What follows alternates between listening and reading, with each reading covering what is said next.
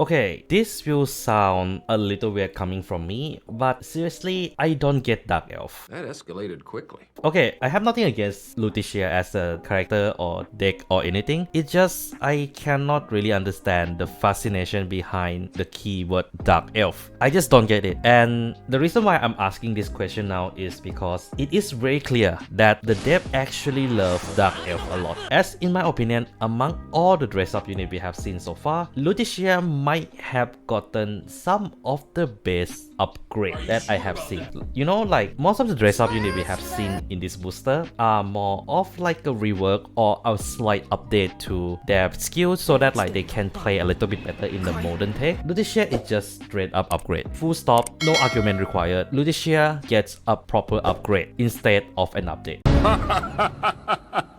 A bold claim. Anyway, let's talk about Luticia as a deck first, and the reason why she was such a strong deck and fall off over time. The reason behind Luticia was so strong kind of simply boils down to two aspects of her deck: Curse Play and Nostria. Curse Play, in my opinion, was a really good mechanic as long as you have them in your hand, and fortunately enough, we have Aura to search out during her debut. She is able to set up the board early, able to defend reasonably well in the earlier part of the game, which is really rare during the time, and I would say Curse Play might be the prototype to what we see today as an energy cycler. No, he's got a point. And last but not least, she has a very easy to play and very simplistic skill. She's being Overlord. Of course! As long as you have 4 different curse play in the soul. And that gameplay during the time she was launched was okay, but she got power creep quite immediately as the power level of the deck and the speed of a lot of decks during that era start to increase. But she was able to maintain her relevancy for a good while thanks to Nostria, which is both setup card and an offensive unit. And let's be real, you don't see a unit increase its own power by 15k that often, and Nostria is that card. On top of helping to set up the soul, making sure that one of the curse play being able to fire off successfully and consistently. It was perfect. Perfect. And despite all that, she kind of fell off. The reason behind that, I think, is due to her condition. She needs 4 different curse play to actually play consistently. So this means that if your opponent managed to guard your boosted aura attack early, it is increasingly harder for Luticia to actually push. Especially she doesn't really do anything much to your rearguard at the time, and you are relying a lot on Nostria to carry the rearguard pressure. And even after a year of her release, Nostria is still the crux that holds the deck together.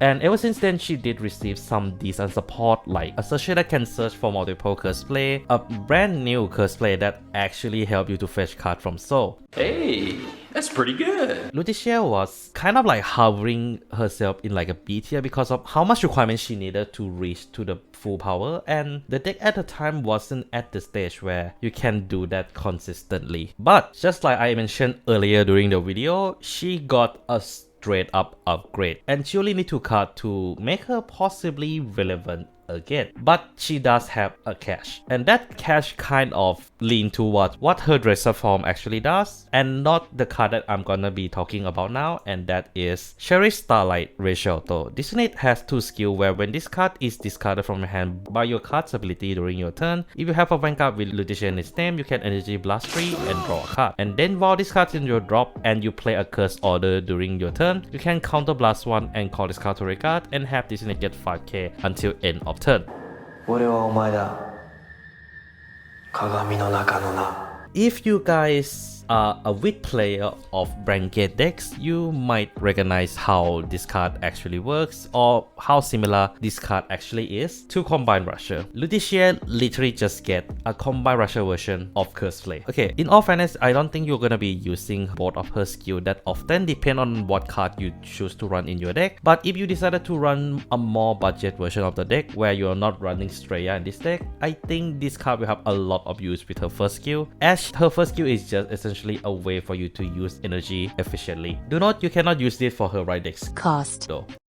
And then we have the main dish, the dressed up form of Luticia, Rife Etor Luticia. This is of course a dressed up version of Grimoire Etor Luticia, and she does have 3 skills actually instead of 2. The first skill is a constant, where this card can only be written from a grade 3 unit with Luticia in its card name. I'll come back to that later, but let's talk about the other 2 skills first, where when this is placed on Vanguard circle, search your deck or drop for up to 1 curse play card, review it and put it into your hand. If you search your deck, shuffle it. And last ability, act once per turn, counter +1. This unit get all of the following skill until end of turn according to the number of curse play cards you have in your soul. 2 or more, your entire front row plus 10k, and this is on the Vanguard skill, so you can kind of play around with your board before you start attacking. 4 or more, at the end of the battle this unit attack, you can discard 1 card from your hand, stand this unit, it get drive -1, and if you have 6 or more, you get an additional skill where your drive cannot be reduced. It's amazing. I did not expect to see this skill again in another right line, especially a really cool one. This is just a straight up upgrade from Etor, and I think fairly so because you are still forcing to run the original Etor in your right deck, and you have to run all of these dressed up Luticia in the deck. But I think the restriction is 100% worth it, because for one, she turned the draw that original Luticia does into an actual search, and this is actually really useful, especially you can search for cards like Wishing for Happiness to actually send any curse play that might have been in your damage zone or you discarded back into your soul, making sure that you can hit 6 curse play relatively consistently. Secondly, she gives the power to front row now, not just herself. This makes Nostria even more oppressive, but at the same time you also can run anything that is not really an offensive unit as a way for you to push your opponent and bounce it back with Yuika, one of the cards that you definitely should run in Radical as a deck. And last but not least, of course, is the drive reduction negation. This is really good because this means that at the cost of this card 1, you are getting essentially 4 drive and essentially buffing Nostria attack to a ridiculous level. It is safe to say Nostria now are hitting for easily 58k